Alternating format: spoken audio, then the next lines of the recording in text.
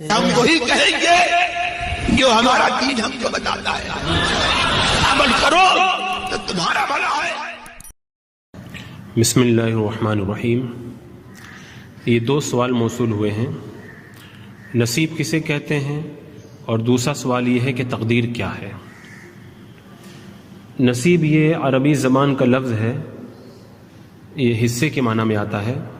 اردو میں نصیب، تقدیر، مقدر یہ سب ایک ہی معنی میں استعمال ہوتے ہیں، اور تقدیر کا معنی یہ ہے کہ ہر بھلائی اور برائی بندہ جو جیسا کرنے والا تھا، اللہ تبارک و تعالیٰ نے اپنے علم ازلی کے موافق اسے جانا اور وہی لکھ دیا، اسے تقدیر کہتے ہیں۔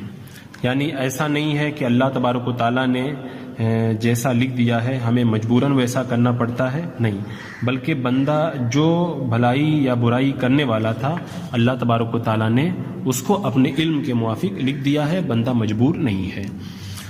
یہ تقدیر یعنی قضا تین قسم کی ہے۔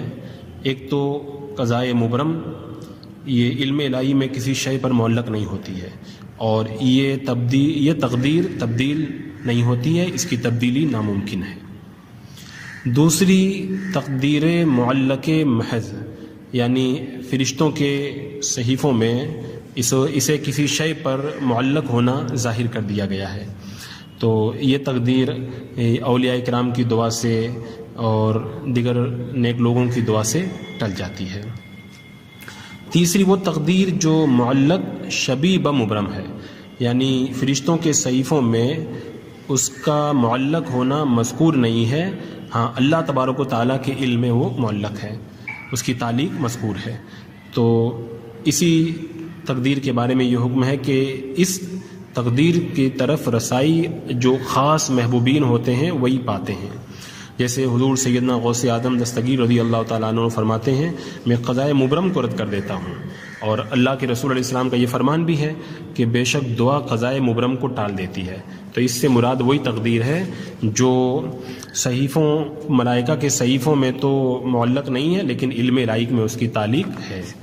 تقدیر کے حوالے سے زیادہ غور و خوض نہیں کرنا چاہیے، کیونکہ اس میں زیادہ غور و فکر کرنا یہ ہلاکت کا سبب ہے۔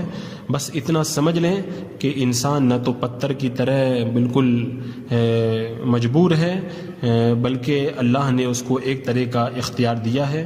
اب وہ اپنے اختیار سے جب نیکی یا برائی کرے گا تو اللہ تبارک و تعالیٰ اس کو جو ہے وہ اس پر جزا اور سزا عطا فرمائے گا۔